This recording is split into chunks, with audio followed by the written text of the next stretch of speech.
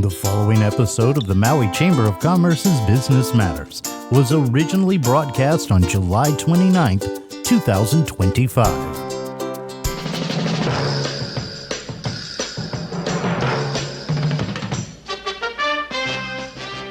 Welcome to Business Matters, brought to you by the Maui Chamber of Commerce. And now here's your host, the president of the Maui Chamber of Commerce, Pam Tumpap. Good morning, Pam. Hey, good morning, Gary. How are you this morning? Very good. It's another hot and humid day down here.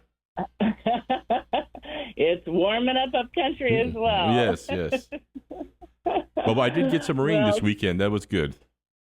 Oh, yeah, we got very little, but we got a little bit. Yeah, we'll be very glad for any drop we can get. Mm-hmm. So that's awesome. Well, thank you, Gary, for all you do for the show. We really appreciate you and all that you do to help us produce this.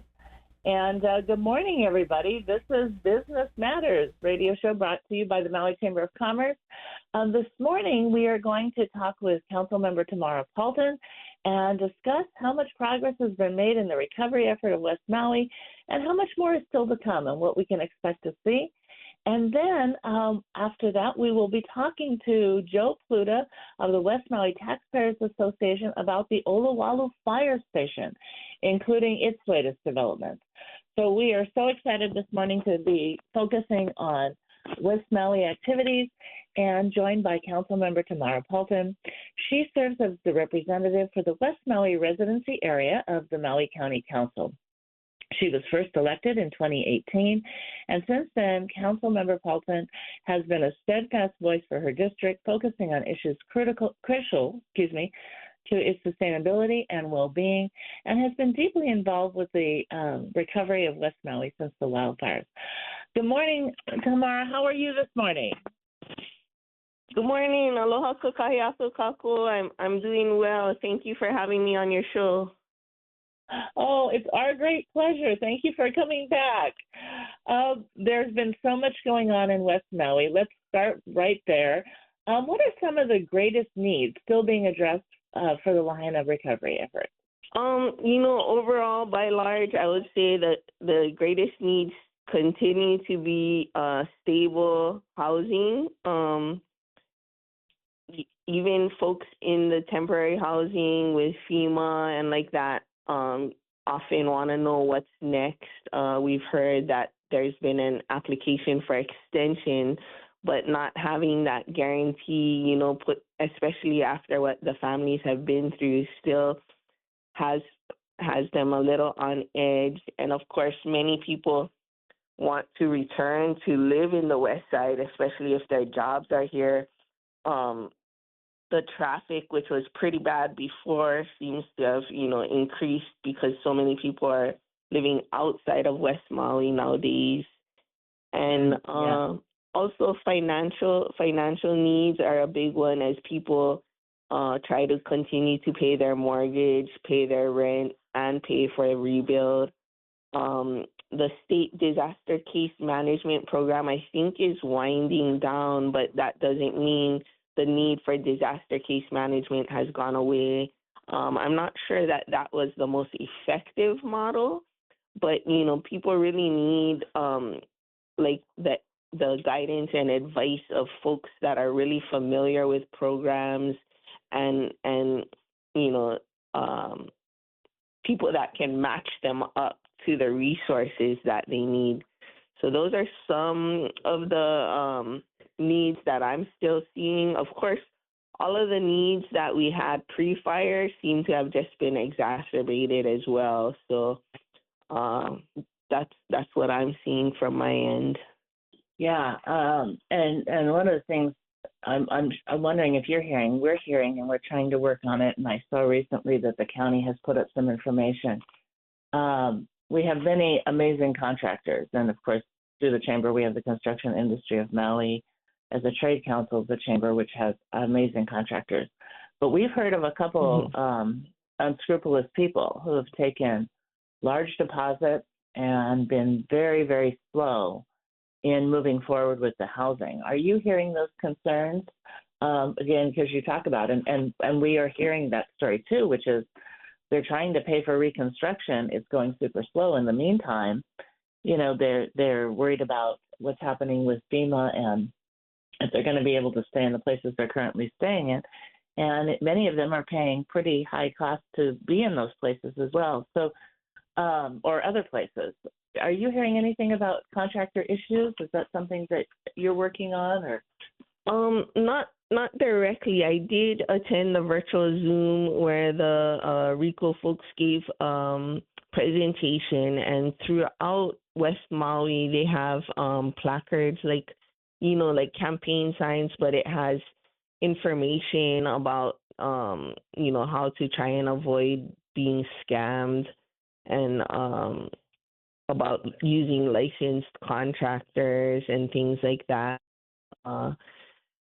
I only know of one firsthand case where somebody had been scammed with somebody using a contractor's license that hadn't belonged to them without full permission of the person to use it, and then not fulfilling what was promised. But anecdotally, I am hearing around about people being taken advantage of. The workshop that I attended online was very helpful information. I think they spoke about like getting the contract up front if people want you to sign off as an owner builder, but they're going to do the work, is a red flag. If they don't have everything in writing, is a red flag. So they identified a lot of the red flags, and I believe that the session is archived on the MauiRecovers.org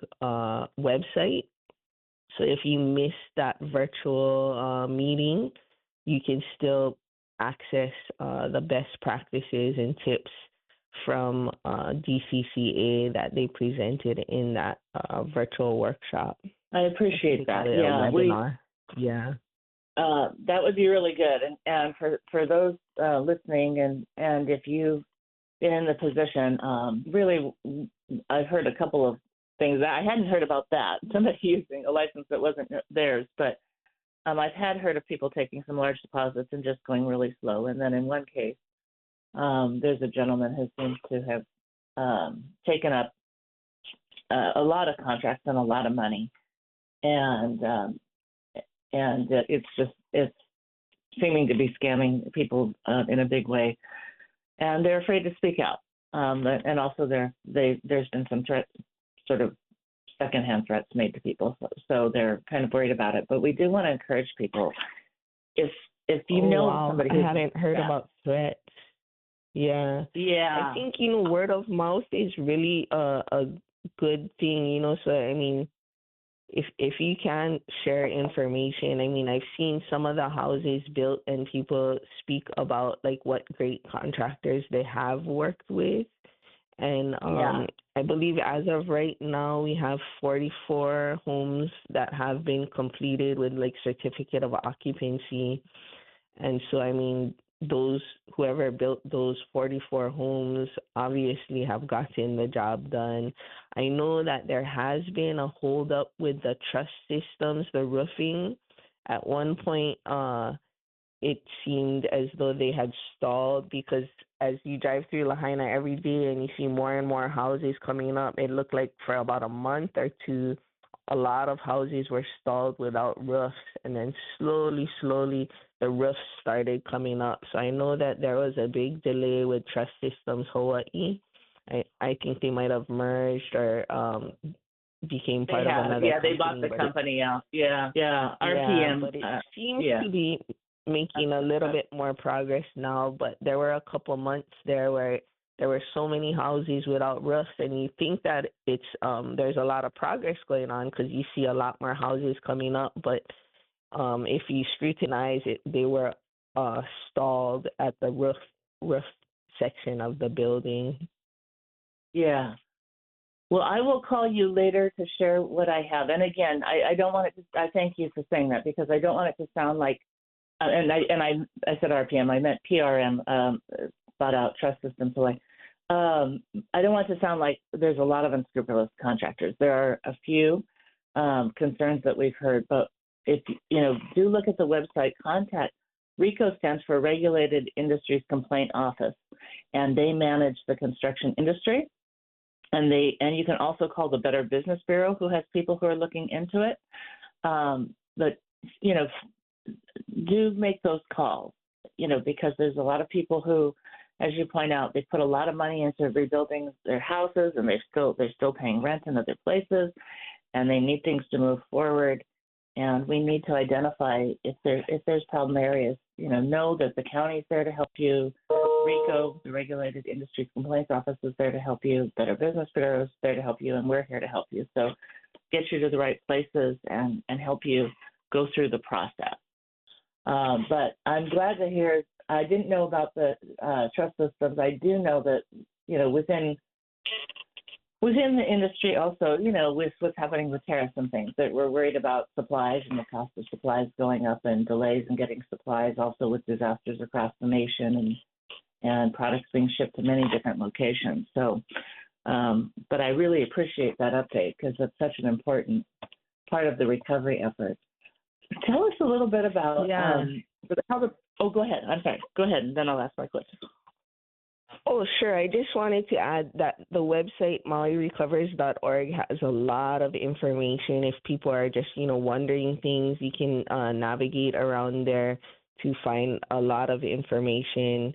The 4-leaf dashboard is up. It shows how many houses have been completed. I think 455 permits have been issued. 326 are still in process.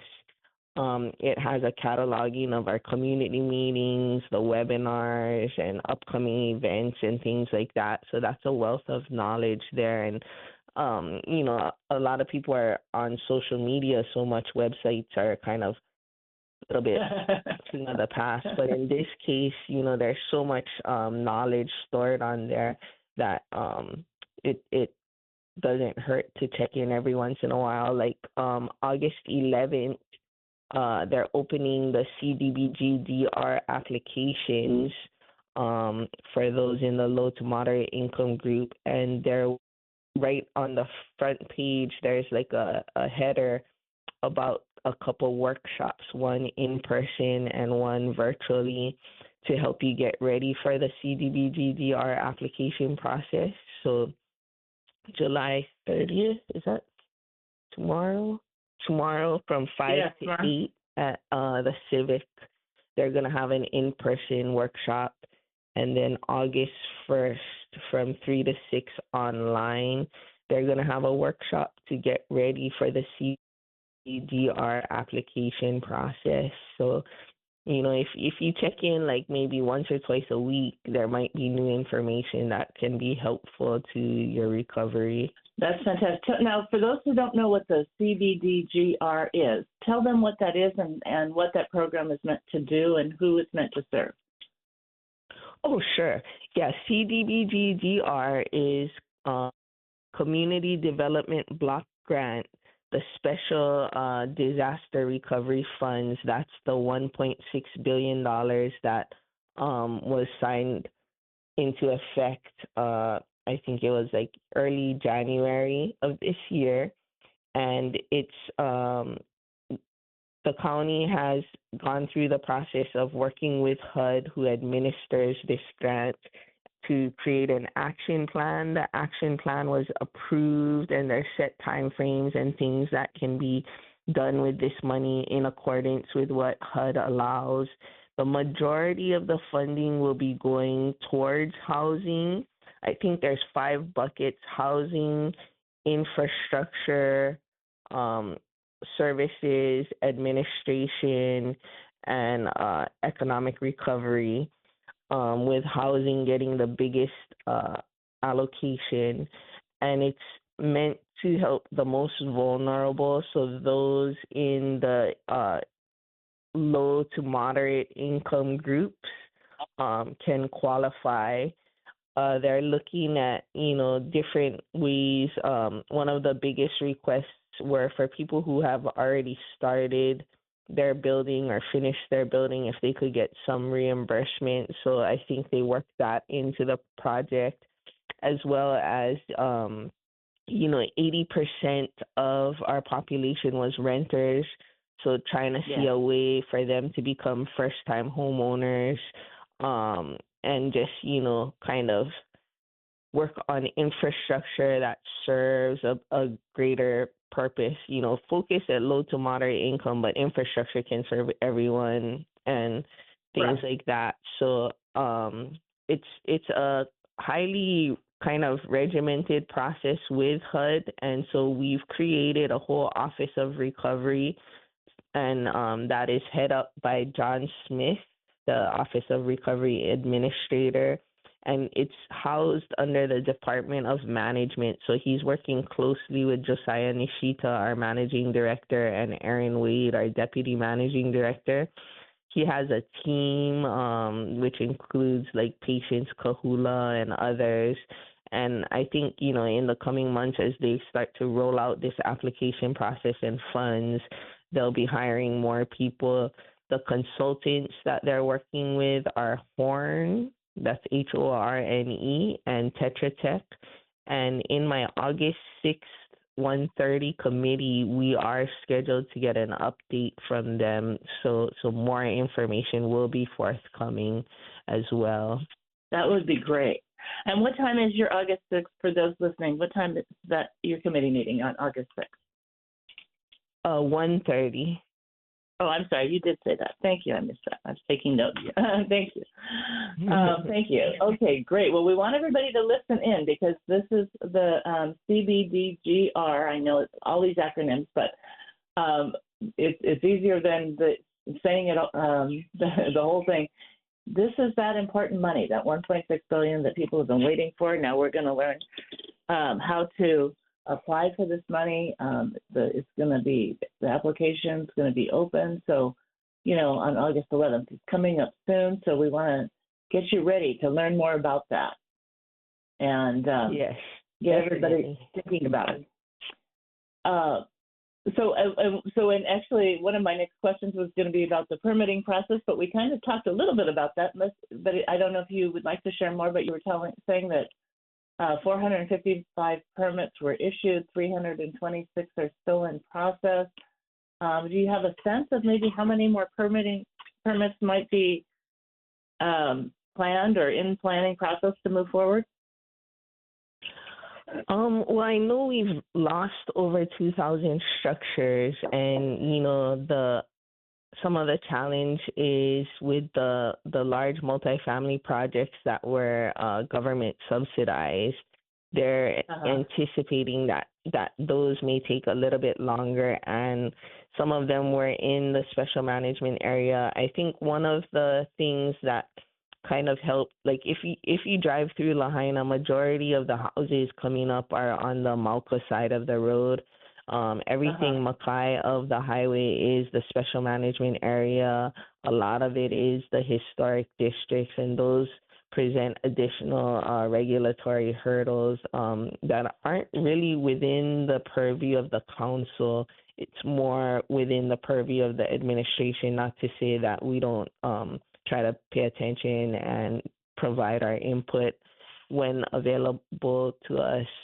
But one of the big things that I think has been a major step forward for permitting in the special management area was the proclamation from the mayor to allow like rebuilds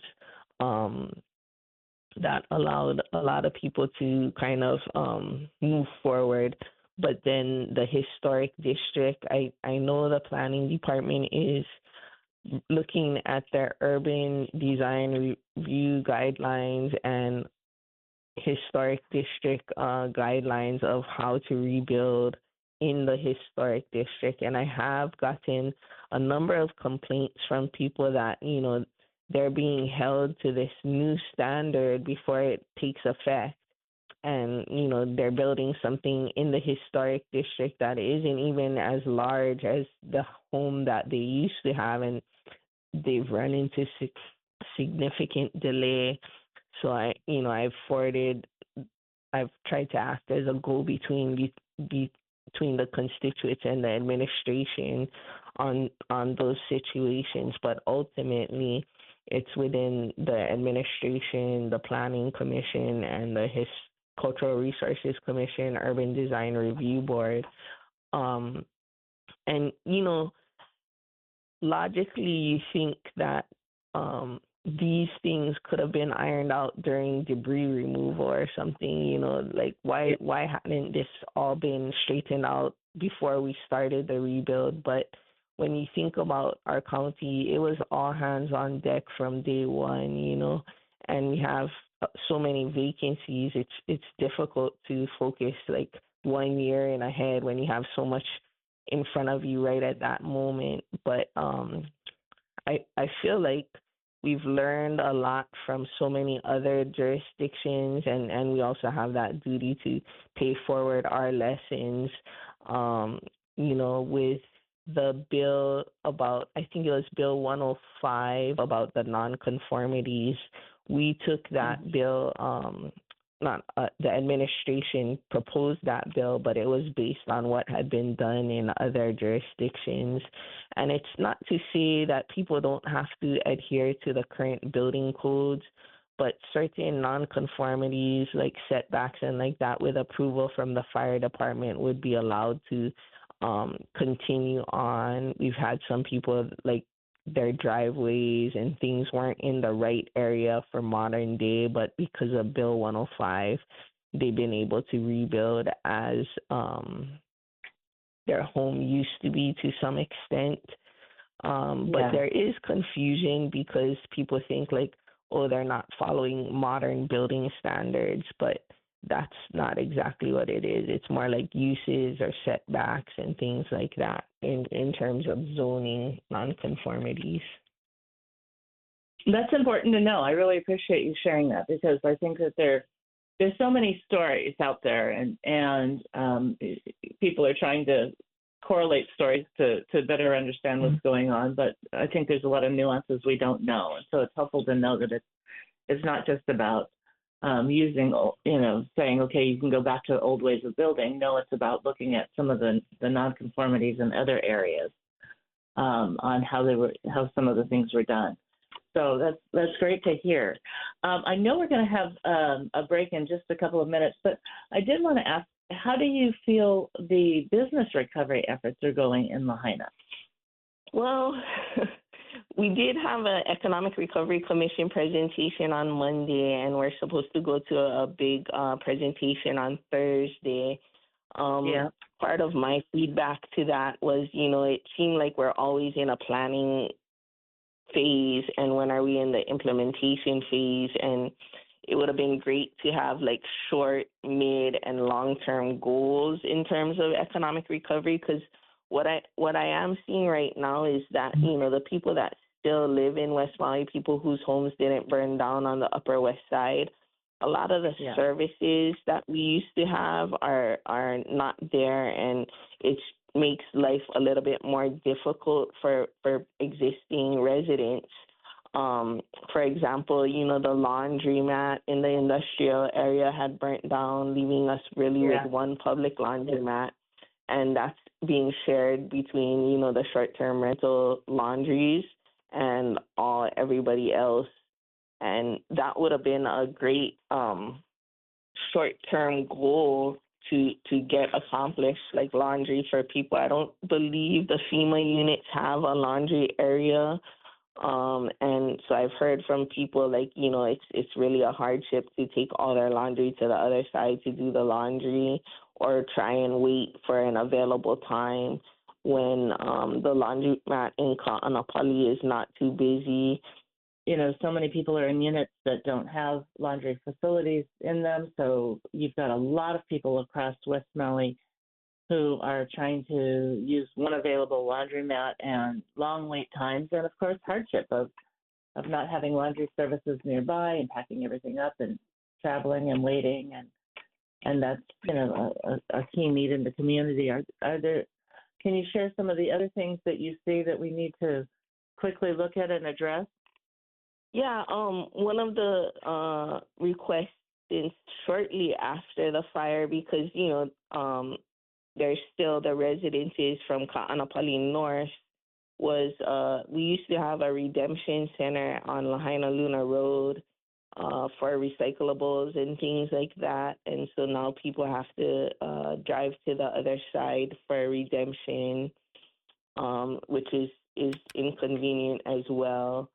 And while that's not a huge business or anything, it's these small types of businesses that serve the community and make our jobs a little bit easier living in West Maui. A lot of the preschools in town burnt down. People who are child care providers, they like out of their house, they're still around, but they may not be living in a situation that allows them to take in, the amount of children that they used to be able to watch.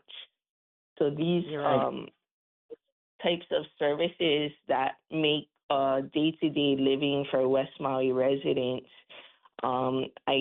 in hearing the Economic Recovery Commission report, it didn't seem as though that these were part of the plan, really. And when I questioned, they said, well, we listened to the community, and kind of my viewpoint is that people will want to do businesses that interest them, which is there's nothing wrong with it. But at the same time, there needs to be guidance on businesses that serve the community for essential needs such as laundry, childcare, recycle redemption. That being said, I am still seeing a lot of help wanted signs in West Maui as well. I know Kalei's Lunchbox just opened and they're hiring for all positions. I just had my anniversary dinner at Merriman's, and I see that they're also hiring. So, people just getting back into the flow from this huge devastation, trying to rebuild, find stable housing. We're still looking for workers as well. And a major challenge to that is, having a living wage with the need to pay a mortgage, a rent, and a rebuild. Is the money that you make at a redemption center going to cut it nowadays, and how do we make these essential jobs that we need people to fill, even police or teachers or whatever, be able to allow people to live in West Maui or Maui in general? So those are some of the issues I think that really need to be addressed because I recently was looking on the Merriman's website. They pay their dishwashers like $33 to $35 an hour, and they have openings for them. Yeah. So, and I'm even hearing, what people were making, cleaning rooms at hotels has gone up considerably as well. I mean, there's some really good jobs out there that are paying more, and it's an ongoing issue, and as you point out too, a lot of it's tied to other things as well, right? There's still a lot of people displaced that are still living in town that used to live in Lahaina, and so going back to jobs on the west side, and the challenges with vehicles and the long drive, and some of them lost so many cars that they're sharing cars, and lots of different issues and nuances to look at that need to be addressed. Yeah, I'm in the lucky position that although I have to go into the Central Maui a lot of the days, I'm most times driving in the opposite direction that the traffic is coming. Everybody's coming into West Maui and I'm going Central, and I see the line of cars. And, I spoke recently about it that, commuting from Central to West Maui could potentially add 4 hours to your workday. And I think the most frustrating part about it is you never know what's going to really snarl up traffic. Like, we can kind of predict on king tide days that it's going to be really bad, but it could just be a monk seal on the side of the road, and there's no scheduling that into your commute. And so I can see people possibly leaving a job in West Maui if they're placed in another district and just not wanting to deal with that traffic nightmare. Yeah. And soon we'll have the whales back again. So then, it'll be monk seals and whales and maybe turtles. Yeah.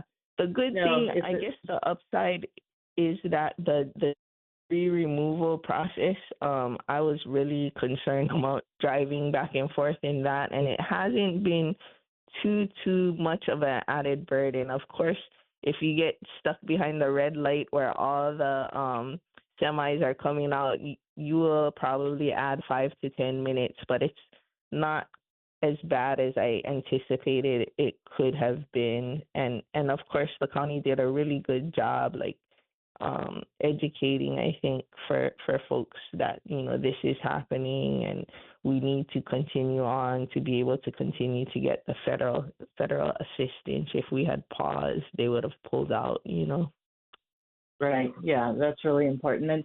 And I agree with you. I think the county did a good job on educating on that process.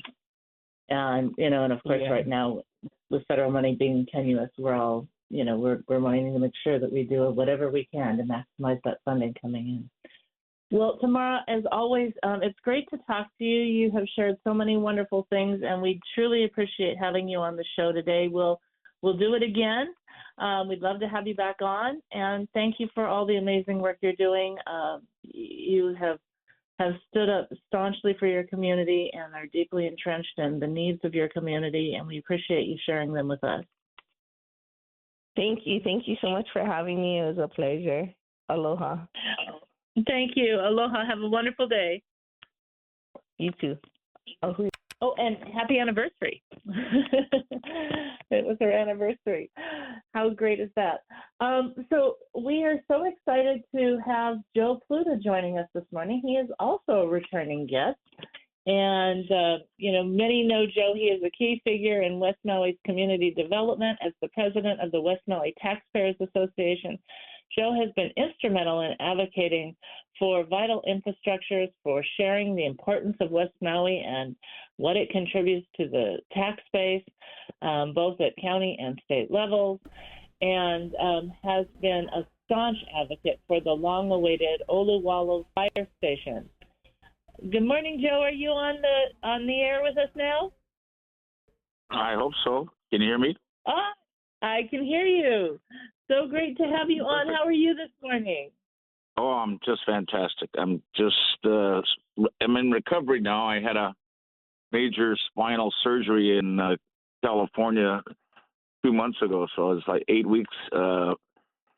I had my whole back opened up and 30 screws and rods and titanium spacers and stuff put in from the top of my spine to my butt.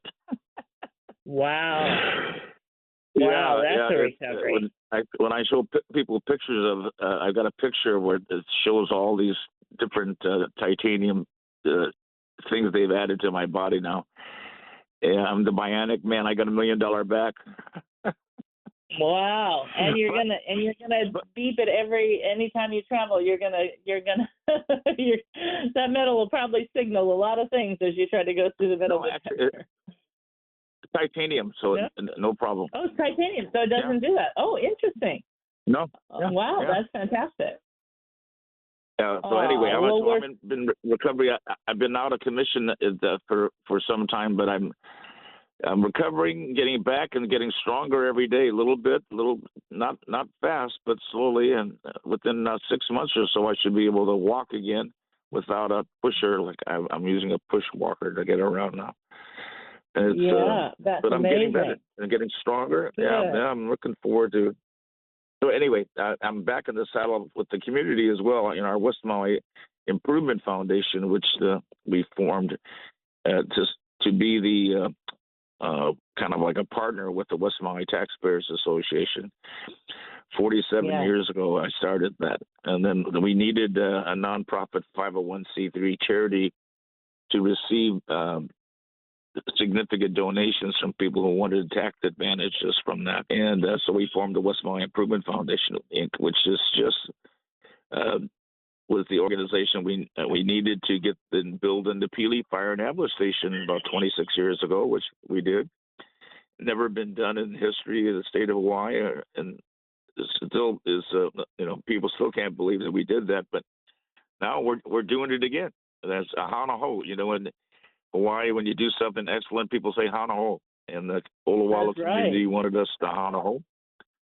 So we did it. We started about 3 years ago, and now we got the money, and we just got the land entitled to us. We have the deed for 5 acres at Olawalo, given to us by Olawalo Land Company, Olawalo Home Company, and now we're proceeding along with our architect Marty Cooper to get our modular building plans finalized and delivered to us, and the site prepared. It's exciting. It's really exciting. I keep always referring to this as a miracle in progress. Yeah, because it is. I mean, no community in the state of Hawaii has ever done this except us, and you can't do that without divine assistance. So the way I look at this is, it was a miracle we did in the Pili Fire and Ambulance Station, and it's been saving lives. Many more lives would have been lost in the line of fire had we not had the Pili Fire and Ambulance Station that we built, and the county wasn't going to build one. So now we know that was still not enough, and we know that these fires have been originating in Olawalo and coming to Lahaina. It used to be separated by thousands of acres of sugarcane, which no longer exists. Right. So we told the county that if they didn't help us and assist us in this process and get moving to get this station built, that we could lose Lahaina. And they said, "Oh, that would never happen." Well, guess what? Right. So anyway, we're excited with it. Before the year is over, that station could be here and operating. Oh, by this year? By the end of this year? Well, it theoretically it's possible, because the only thing we have to do is prepare the slab for the land, and then they need 60 days. They assemble the modular fire station. So when you look at the shipping, that's a big problem and a delay. But get it here from Canada. But it's theoretically it's possible. It's probably more likely that it could take 8 or 9 months. But that's still, the sooner the better, because the next fire is on the way. People just they don't know. It's not over. I know, and I know that for those listening, you are a survivor of the wildfires. So for those who maybe don't know, Joe not I barely only survived. proposed, you had proposed. I had to jump. Yeah, I had to jump out my window at 3 o'clock in the morning. I jumped out my master bathroom window out of my house and barely survived. I was just so lucky to survive. And anyway, I lost my house, I lost my business, I lost everything. Yeah. But I love Maui so much, and I love the people of Maui so much, and they all have been rallying behind me. We've done so many things for West Maui, the West Maui Taxpayers Association, and the West Maui Improvement Foundation. And it's all many things that people have no idea that it wouldn't have happened if it had not been for us. Even like the aquatic center, that was our project. We got that thing done. We did the skate park in Lahaina, the Lahaina skate park. We've done so many things, and I could go on and on about that. But we have a website people can learn more about. It's at West Maui Improvement Foundation.org and West Maui and westmaui.org. It's all this stuff is there. People can see it. So let's talk about because there are so many things that you've done over the years. So with this now, I know you have the money to buy the unit to be put together on Maui. You need to pour the slab. are there any permitting issues that you have to go through that would hold up the timeline of when you could get this built? What do we you have need a help special with? use. Well, we're getting a special use permit on ag land. It's okay to have a fire station if you have a special use permit, and the planning director can do that. And we've got the commitment of the administration and the planning director, Kate Blystone, to expedite and assist us in getting that permit. We're working with Mauna Kea Haraga land planning organization to coordinate, facilitate all that stuff. And RT Tanaka engineers. We've got a bunch of engineers and consultants, and we've done so much work already on this project. We're really, really down, ready to rock and roll now. Awesome. So, and in terms of the funding, do you have the funding available to start the clearing do you need the special use permit before you can start pouring those slabs and bringing the product in? Oh yeah. We're going to have to get a grub and grading permit to do that, but we don't see any problem there. Okay. As I said, the administration is fully in support of this, and I've heard the mayor many times in his speeches talk about how he supports our Olabala Fire Station, and we've talked with the planning director, Kate Blystone, and she's also committed. And so, to making it happen, it with the special use permit, things can go pretty fast.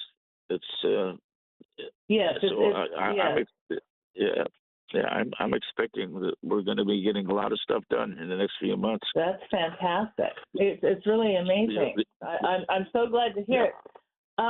And then you've got to ship the materials in. I understand that you guys arranged to have them held so that you could get things bought and get it over here.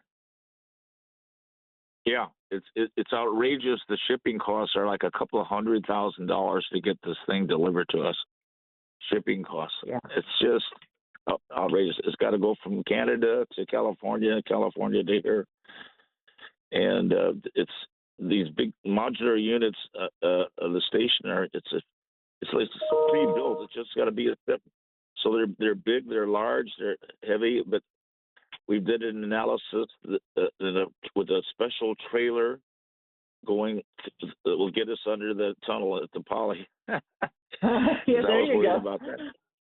I was worried about that, and then, but we'll make it. It's been figured out already. It can work. So it's really exciting, and it's gonna really change a lot of things when people see how incredible this system is. This modular fire station. It's not like a temporary thing. It could last forever if you wanted to, but you could, if you wanted to, you could disassemble it again and move it someplace else. It should be the modular construction is doing like what Ford did for cars in production. That's all they do is they make fire stations. In this Extreme Modular Building does in Canada. They ship them all over the world. Miami-Dade County just bought 5 of them last year from them, and they've got them saving lives in Miami, Florida now. So fantastic. It's not like it hasn't been done before. It's a proven thing, proven method, and it's going to change a lot of people's perceptions about what's possible. Yeah, you guys have really been setting the bar high with the work that you've done to show people that you can get quality products and we can do this quickly. And we've had an opportunity to do it quickly. I know you've been advocating for this for a long time and working with the same vendor and, having to put things off for a while because things weren't moving for a period of time. But you continued to persist and move forward. And it's exciting to know now it's right around the corner. In this year's, but if it was built this year, is there money in the budget for the firefighters to move in and start to serve from there? Great. Yeah, the fire chief, Brad Ventura, is such a phenomenal man. And his Yeah. whole fire department has been so supportive. The West Side firefighters, I think all the island firefighters are heroes, and they really love it when they see the community rally together to help them and support them. It's encouraging. It's one big family. It's a wonderful thing. And Sam, think how many times in your life will you have an opportunity to be involved in things or be a critical part or component of something that's going to save people's lives? Yeah. And that that like people always say, well, what significance is my life? What purpose? What did I accomplish? What's my legacy? Well, anybody who wants to help us get this fire station built and join with us and doing all the things we want to do to help Maui, West Maui especially, they can join us. We invite them to join with us and help and be a part of it. Be a part of a miracle that's in process. And, you have that say, yes, hey, I helped that happen. I was involved in that. And that's something that you can be very proud of, I think, in your life. No, I think it's amazing, and again, and you've had many donors, but we always need more money to support and critical. This is not just an important project. This is a critical project for the West Maui community, and again, once upon a time, a lot of those fields were in Kane. They're not in Kane anymore. When they were very well managed by HCNS, and we had other teams of people who were, with the company that would come and help when fires broke out and knew how to manage fires and jumped in as well, helping our fire department, police, and others. This is a much needed project to save lives. And I love that you can be a part of it and you can join in. So, Joe, we still have a little bit of time, but tell everybody while we're talking about this now, because they can join in. Tell them where to go. Tell us the website again where they can go and find out more and where they can make a donation or sign up to serve or be involved. Yep, westmaui.org. So you got a smartphone, go to westmaui.org. That's for the West Maui Taxpayers Association. And join with us. And our West Maui Improvement Foundation does not have, quote, members, unquote, but does accept donations and tax-deductible donations to help us. Fantastic. So that's fantastic, Joe. Thank you so much for joining us. I hope you have a wonderful day. And really appreciate you joining us today in your time, and I hope you get well very soon. I hope it's a miraculous healing. To all of you, thank you for listening in today for Business Matters. We hope you'll join us again next Tuesday. Ahui ho!